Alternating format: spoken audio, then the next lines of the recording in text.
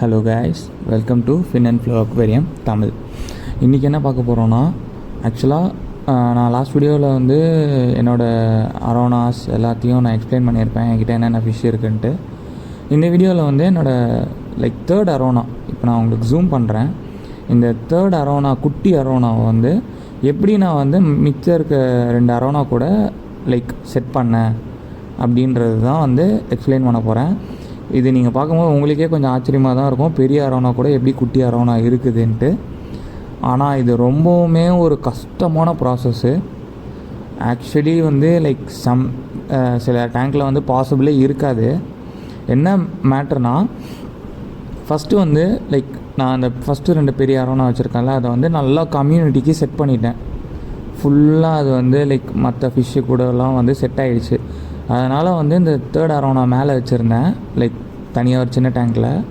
So வந்து சரி, okay, அது ஓரளவுக்கு ஒரு சைஸ் இருக்குது, பெரிய அரோனாவோட வாயை விட பெருசாக இருக்குது அப்படின்றனால எடுத்துகிட்டு வந்து கீழே விட்டேன்.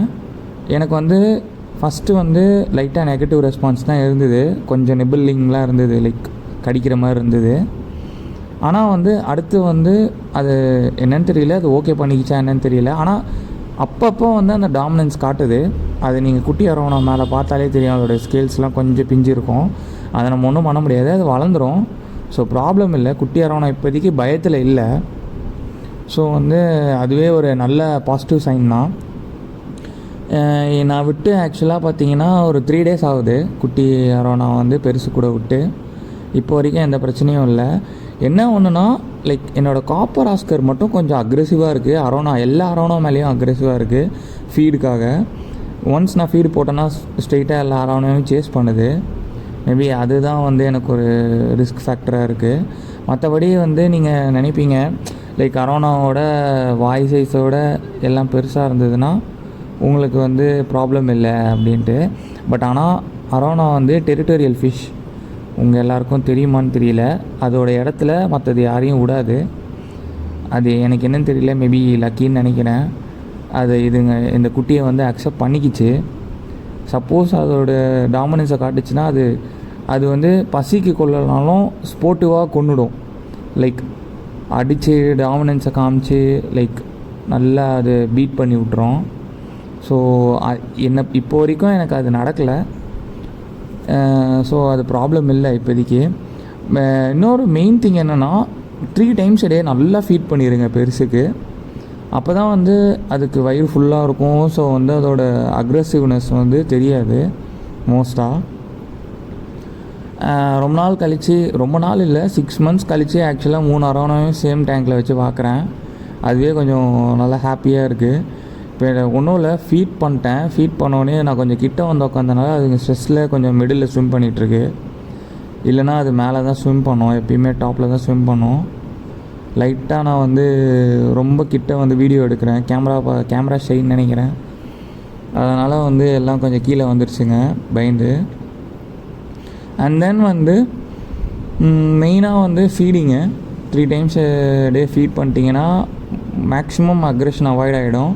அண்ட் தென் நீங்கள் வந்து ஃபஸ்ட்டு டே அதை ரிலீஸ் பண்ணும்போது, சப்போஸ் பெரிய அரோனா கூட குட்டி அரோனா இன்ட்ரடியூஸ் பண்ணுறீங்கன்னா ஒரு 2 to 3 hours நீங்கள் அதுக்கு டைம் ஸ்பெண்ட் பண்ணி அதை நீங்கள் வந்து நோட் பண்ணிகிட்டே தான் இருக்கணும்.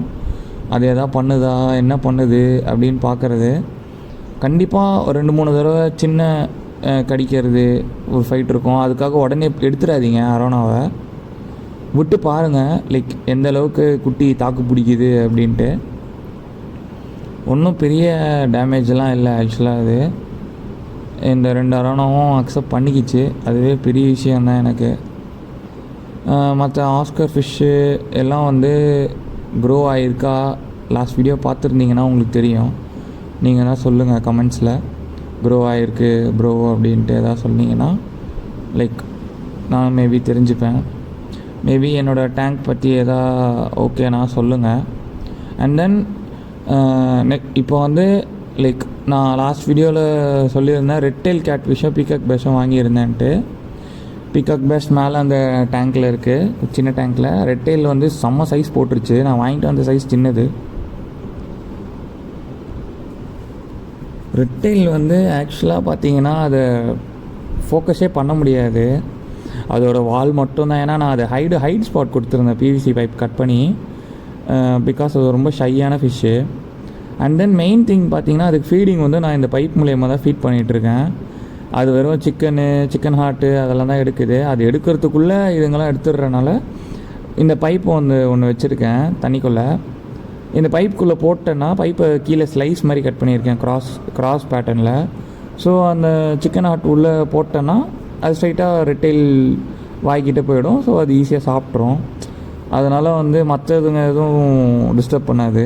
எல்லாம் மற்றதுங்க சீக்கிரம் காலி பண்ணிவிடும் எடுத்து. இந்த ஆஸ்கர் வந்து நல்லா வளர்ந்துருக்கு. நீங்கள் என்னென்னு கமெண்ட் பண்ணுங்கள். ஆக்சுவலி என்கிட்ட கிளிப் ஒன்று இருக்குது, ரெட்டெயிலோட கிளிப் ஒன்று இருக்குது. நான் வெளியே வரும்போது ஃபீட் பண்ணும்போது எடுத்தது.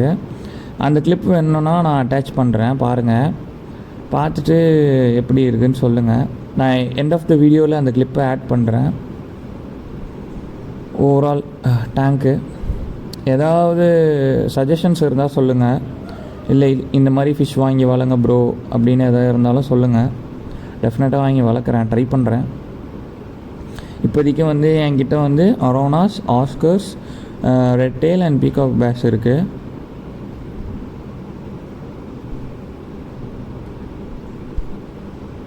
இதுதான் வந்து இந்த ரெட்டெயில் ஃபுட்டேஜ்.